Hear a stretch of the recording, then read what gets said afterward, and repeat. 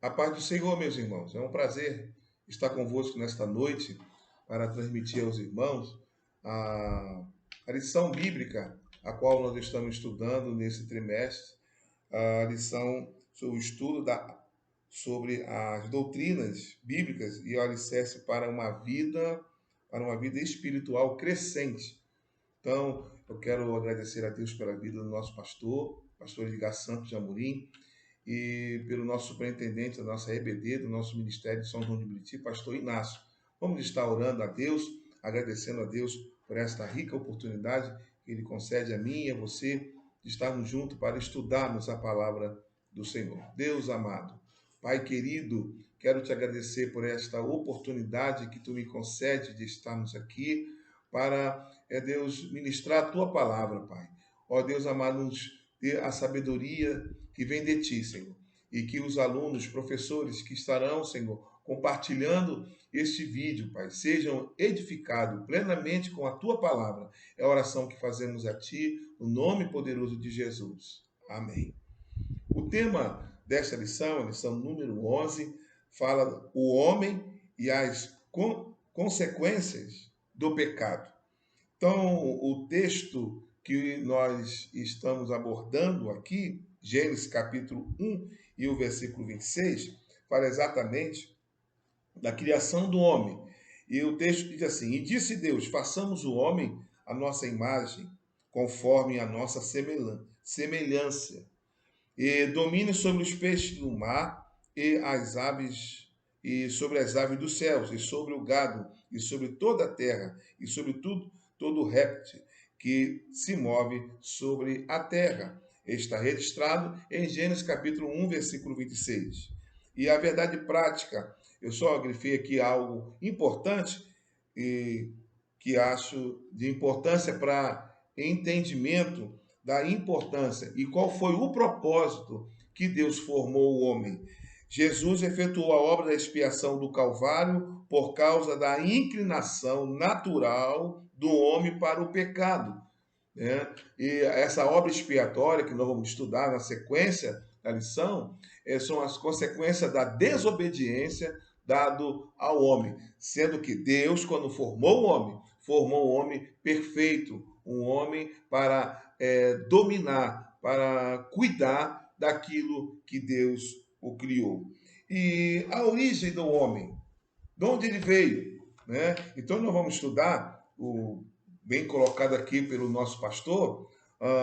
Deus criou o homem. Deus criou o homem. O homem veio a existir por meio de um ato criador. Então, quem formou o homem foi o próprio Deus. Não existe essa doutrina da evolução. Isso para nós cristãos que temos a palavra como a nossa conduta e regra de fé, não existe, né? Quem criou o homem foi o próprio Deus. Deus formou o homem para procriar, para coordenar, administrar aquilo que Deus fez. Então, esse foi a origem do homem, criado à sua imagem e à sua semelhança. Esta característica é importante, né? Isso não quer dizer, não se refere à forma física de Deus, porque Deus é espírito, né? A Bíblia mostra isso bem claro, que Deus é espírito. E em João, capítulo 4, versículo 23 a 24, nos mostra esta realidade, porque a Bíblia, ela é a verdade. Então, Deus formou o homem, Deus criou o homem com esse objetivo. Então, nós temos que ter muito cuidado. É esta informação que nós temos que passar para os nossos alunos, aqueles irmãos que estarão na EBD no próximo domingo, falando da criação do homem. Quem foi que criou? O próprio Deus o fez. Deus fez com propósito e nós vamos estar estudando isso nos próximos temas aqui colocado pelo nosso pastor. O segundo tópico fala sobre a falsa teoria sobre a origem do homem.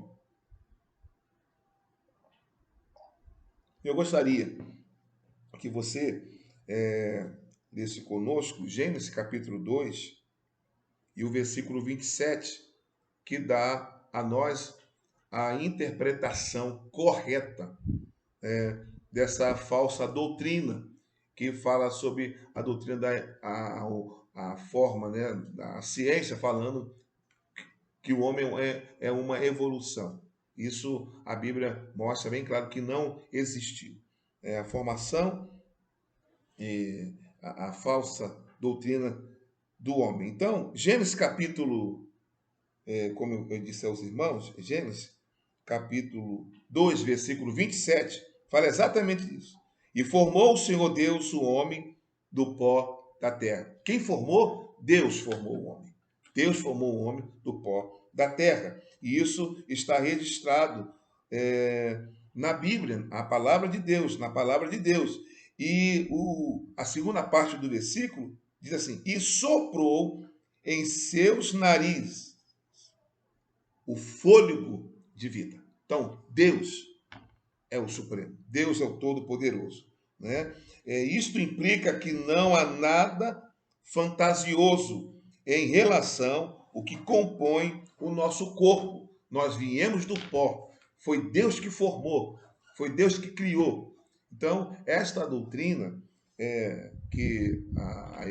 da evolução, esse comentário, esse cientista não comprova nada. A Bíblia, ela é a verdade. Por isso, da importância que nós temos de ter isto no nosso coração e passarmos isso claramente para os nossos alunos. Em que se baseia a teoria? São um estudo, né? O humanista e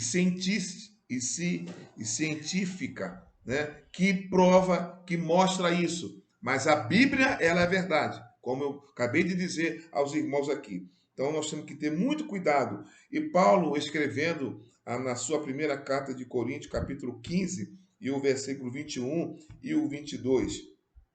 Olha a confirmação de Deus na formação do homem. Falando da formação do homem, né? E quem foi que Deus designou para restaurar o homem do pecado. Então, a primeira carta de Paulo aos Coríntios, capítulo 15, versículo 21 e 22, fala exatamente isso. E o 21 diz assim: porque assim como a morte veio por um homem, também a ressurreição dos mortos veio por um homem. Então, a Bíblia, ela é bem clara em dizer. Então, não há dúvida que Deus formou o homem. Foi Deus que formou o homem. Então, esta ilusão, esta visão, tá? Que o homem é produto, que o pastor colocou aqui, evolutivo da natureza, sem a menor possibilidade de ser imortal. O pastor colocou. Essa teoria defende que o homem é parte do universo, sempre em mutação e que existe independente de qualquer mente ou consequência, né? E que não necessita de qualquer relação como sobrenatural. Ele retira toda a legitimidade da fé. Então, é uma teoria falsa, né? Uma teoria falsa. Uma nota importante, e isso tem que ser aplicado com muita eficácia para os nossos alunos. No mundo da ciência, há cientistas sérios e movimentos importantes que deixam claro que a teoria da evolução é aplicada ao homem ter vários problemas. Cientistas na área química, biológica, física afirmam que o elemento da criação mostram claramente um propósito definido, uma ordem da organização que contra o caráter, né, da natureza. A teoria famosa apresenta essas questões. Então, nós temos que ter muito cuidado para não sermos enganados.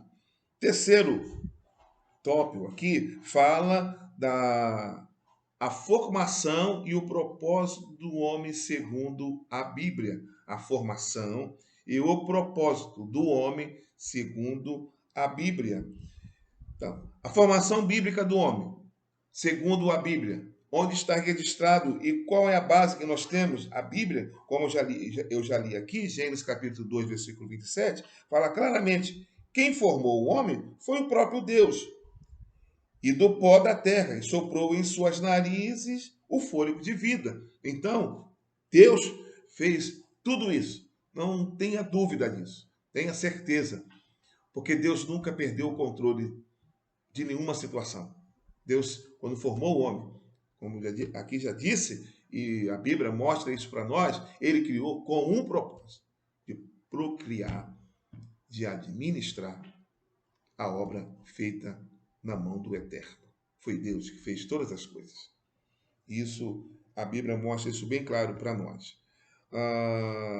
Também, o homem foi constituído, e o pastor colocou aqui, constituição do homem. A constituição do homem. Segundo o modelo divino, o homem é composto de 3 formas: corpo, alma e espírito. Aqui, a Bíblia é bem clara em mostrar isso, que o homem é uma constituição trina, formado como? De corpo, alma e espírito. O corpo aqui é a sua parte material, né? Por onde a alma e o espírito se manifestam. E eu coloquei, e fiz uma colocação sobre o corpo, né? O corpo. Por que Deus formou, soprou, né? Fez, né? Nós do pó, formando assim um corpo? Porque Ele deu a mim, deu a você essa possibilidade, né, de ser o templo do Espírito Santo. Por isso que esse corpo tem que ser conservado, plenamente santificado, para a glória do nome do Senhor, porque foi Ele que formou. Então, na primeira carta de Paulo aos Tessalonicenses, capítulo 3, versículo 13, ele diz assim: e o mesmo Deus de paz vos santifica em tudo, e todo o vosso espírito, alma e corpo seja plenamente conservado, irrepreensível para a vinda de nosso Senhor Jesus Cristo. Então, esta aplicação desta palavra para a minha vida é que eu tenho que conservar santo o meu corpo, porque santo aqui, essa palavra santo significa separado. Nós não compactuamos com o mundo moderno que nós estamos vivendo. A teoria moderna do corpo, que você pode fazer tudo que você achar que deve fazer, não. Nós temos um Deus, o Espírito Santo, que ele está dentro de nós, é Ele que nos comanda, é Ele que nos orienta, para que possamos ter uma vida diante de Deus. Segundo lugar, na constituição do homem, ou melhor dizendo, do corpo, alma e espírito, a alma é o centro da vida. Como o nosso pastor aqui coloca muito bem, o centro da vida, das emoções, dos desejos do homem. Então a alma deseja, a alma anela de paz, anela por segurança, anela por ser uma pessoa melhor, desejando o bem do próximo. A alma tem esse desejo, né? E a alma como o pastor aqui, é o centro da vida, das emoções. E a vontade de Deus é que nós sejamos felizes. É um sentimento, né? E o pastor colocou aqui o sentimento de capacidade de sentir, como eu disse aqui, sentir alegria, tristeza, amor, né? A bondade. Isso tem que estar inserido na nossa alma. Nossa alma está ligado à parte emotiva, ligado ao fruto do Espírito, registrado em Gálatas, capítulo 5, e o versículo 22, que fala da obra da carne, né, e da obra do Espírito. Isto é importante nós percebermos. O terceiro lugar, o Espírito do homem é resultante de um ato especial de Deus. É através do Espírito que nós temos a comunhão inteira com o nosso Deus. Isso é importante. E quem que tem que preservar isso? Quem tem que conservar isso entre eu e Deus? Sou eu. Deus deu a mim esta oportunidade, esta oportunidade de ser feliz através do seu Espírito. O Espírito Deus, o Espírito que Deus deu ao homem, foi para se relacionar inteiramente com Ele. E isto nós estudamos, Paulo escrevendo na sua carta aos Coríntios, capítulo 2, versículo 12, diz assim: mas nós não recebemos o Espírito do mundo, mas o Espírito que provém de Deus, para que pudéssemos conhecer o que nos é dado gratuitamente por Deus. Né? Provérbios também gostaria de ler com vocês, livro de Provérbios, capítulo, o pastor colocou aqui, e é um texto muito interessante, Provérbios capítulo 20, e o versículo 27, que diz assim: a alma do homem é a lâmpada do Senhor, o qual esquadrinha todo o mais íntimo do ventre. Então, a alma, o espírito, a alma do homem é a lâmpada do Senhor. E isso, é claro, né, a lâmpada é para quê? Qual é a finalidade da lâmpada? Clarear, né, dar luz, né, ficar tudo bem claro. Então, a alma do homem, quando Deus formou dessa forma, foi para isso, para viver em paz, compartilhar os momentos de alegria. Então, nós temos que trazer isto bem claro para os nossos irmãos, sabendo que o nosso Deus, ele, quando formou o homem com essas características. O ponto 2.2, o controle original do homem. Deus criou o homem perfeito. Deus criou o homem reto e santo, isto é, letra A, inocente em si mesmo à vista de Deus. Letra B, em comunhão com o Criador.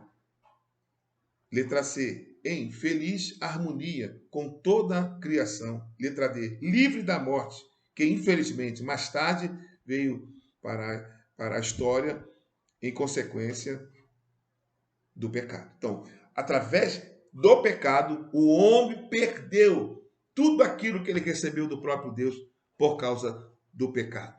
E o pecado que aqui que nós estamos falando é o pecado da desobediência, da falta de observar, né, daquilo que é oferecido para nós em troca da nossa salvação. Então, meu irmão, não troque a sua salvação. Deus criou o homem perfeito, reto, mas através do pecado, através de algo tão pequeno, ele perdeu tudo aquilo que Deus o fez. Segundo, 2.3, é criado para encher a terra, frutificar, multiplicar. Deus fez o homem nessa finalidade. O privilégio para o homem, além do seu propósito social, teve como objetivo executar o plano divino do casamento e, consequentemente, a família. Então, foi Deus também que formou o casamento, a família. Princípios. Nós, como cristãos, não devemos abrir mão dessa doutrina, desta orientação bíblica, melhor dizendo, concernente o propósito de Deus, como aqui bem colocado pelo nosso pastor, a condição original do homem, formar família, criar, né, procriar. E isto foi dado por Deus. 2.4, dentro daquilo que fala o propósito de Deus para o homem, mordomo da criação, sujeitar, né, dominar, tudo que ele criou, Deus deu ao homem o privilégio de procriar, sujeitar, dominar, tudo que ele fez, Deus deu isso está registrado em Gênesis capítulo 1 e o versículo 28, né, governar em sua comissão, destruir, alimentar, assim toda a erva e fruto da terra, bem como todos os animais estariam disponíveis para alimento. Deus declara que todo animal em que há alma vivente será para o seu alimento. Isso está registrado em Gênesis capítulo 1, versículo 29 e 30. Então Deus fez tudo perfeito e através do pecado do homem nós o perdemos. Mas nós vamos estudar, estamos estudando sobre a consequência do pecado também, mas Deus criou o homem com esse propósito. O homem erra, mas Deus dá ao homem uma oportunidade, através do seu filho, para mudar a minha história e mudar a sua história, para que possamos, naquele grande dia, estarmos junto com o nosso Deus. Em quarto lugar, a queda do homem e as suas consequências. A queda do homem, a queda foi um ato consciente e voluntário do homem. Isto é, ele escolheu. Ninguém é forçado a pecar. Todos nós temos a opção de dizer sim ou não. Infelizmente, aqui, na história do nosso irmão Adão, ele escolheu obedecer à voz do adversário. E isto é muito sério. Isso quer dizer que a minha vida, para ela ter um crescimento espiritual, eu tenho que obedecer somente a Deus. As consequências da queda individual do homem, primeiro foi, em relação ao homem, a perda da glória de Deus. Ele perdeu, né? Ele falava diretamente com Deus. Deus passeava com ele, estava com ele, mas através da sua queda, ele perde totalmente, né? E o pastor colocou muito bem aqui a perda da glória de Deus. E muitas das vezes o homem ele vem caminhando, vem trilhando tão certinho, mas por causa do pecado ele perde a sensibilidade da glória de Deus. Em relação em relação à humanidade, o pastor colocou alguns pontos aqui importantes. A terra foi amaldiçoada pelo pecado de um homem, exigindo do homem um trabalho forçado. Se eu e você estamos aqui hoje, a graça e a misericórdia do Senhor é a causa de não sermos consumidos. Apesar do pecado, Deus dá ao homem uma outra oportunidade. Mas mesmo assim, nós estamos... as consequências do pecado estão inseridas também na nossa geração. Se não obedecemos a palavra do Senhor, não chegaremos ao céu por causa do pecado. A multiplicação das dores de parto, da mulher no caso, né? De dor de parto, isso aconteceu por causa do pecado, né?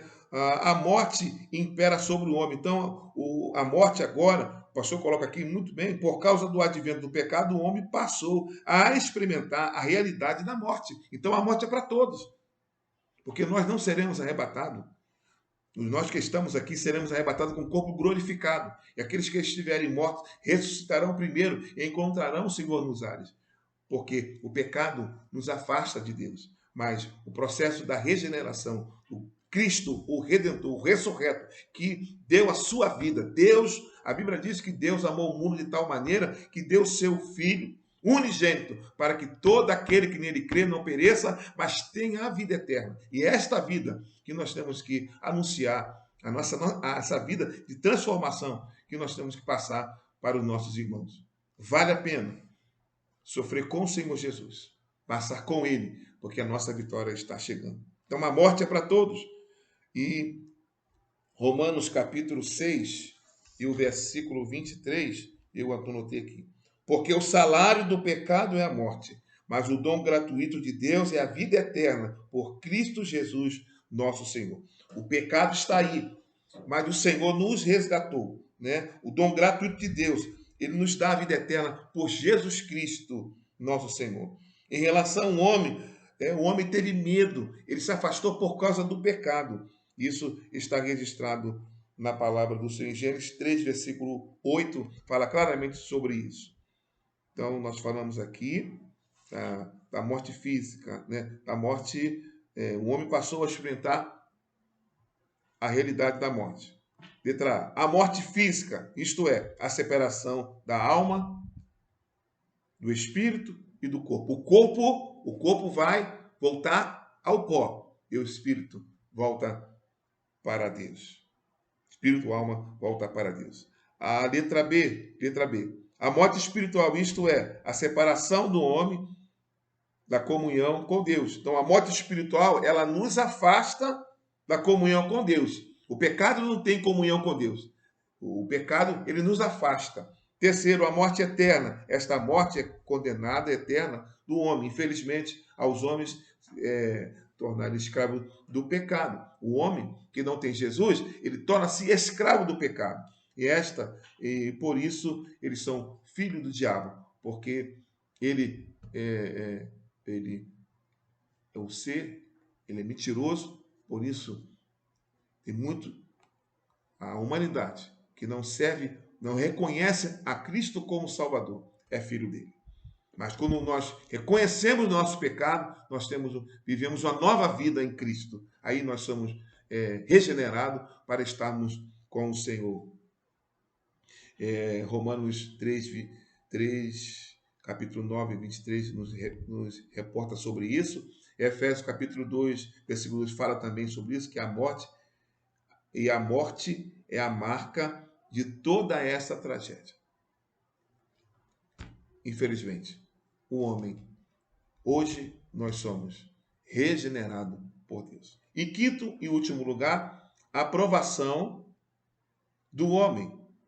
O homem foi provado aonde? No jardim, num lugar perfeito, né? Deus colocou no jardim do Éden para que o jardim fosse guardado e cultivado por ele. Deus deu esse privilégio ao homem. Ordenou ele a isso. Convocou ele para isto. Segundo lugar, o ato da aprovação, o período bíblico que abrange a aprovação foi da criação até o tempo que o homem desobedece à ordem de Deus. No momento que ele desobedeceu à ordem de Deus, ele não passa na aprovação. O ato de aprovação era obedecer, e ele não fez. E por isso o pecado ele passou a existir pelo processo da desobediência. É importante ressaltar que este é um ato da aprovação, não foi uma indução do pecado. Tiago, eu vou ler com os irmãos aqui, Tiago 1, versículo 13, é bem claro aqui o texto, Tiago capítulo 1, eu deixei marcado aqui, 1, versículo 13, diz assim: ninguém sendo tentado, diga, de Deus sou tentado, porque Deus não pode ser tentado pelo mal e a ninguém tenta. Então o homem ele teve o livre-arbítrio de decidir de comer ou não comer, de aceitar ou de não aceitar. Infelizmente, ele foi enganado. E cuidado, o cuidado que nós temos de ter, de não sermos também enganados pelas ofertas que é oferecida à igreja do Senhor Jesus. A igreja tem que se manter afastada do pecado, dizendo não para o pecado e sim para Deus. A obediência em primeiro lugar. Se você quer ser um crente abençoado, obedeça. Se você quer ser um crente avivado, obedeça. Se você quer ser um bom líder, obedeça à voz do Todo-Poderoso. E finalmente aqui, na aplicação diária, nosso pastor comenta um assunto muito importante sobre a criação. A criação de Deus. Toda a criação de Deus é perfeita. Tudo que ele fez com perfeição. Tudo que ele fez com perfeição. Mas o pecado trouxe a imperfeição. Trouxe a miséria, trouxe a desgraça. Por que o mundo hoje vive num processo caótico? Por causa do pecado. Não se volta-se para Deus. Deus tem que estar em primeiro lugar, no centro da vontade dele. Por isso, pensamos diariamente em Deus. Se você tem uma vida de pensar inteiramente, tem uma mente voltada para Deus, olhando para ele, com certeza você será um crente, uma pessoa feliz, uma pessoa realizada, porque o seu alvo é Cristo, o meu alvo é a salvação. Brigue pela salvação, vale a pena, vale a pena lutar pela nossa salvação.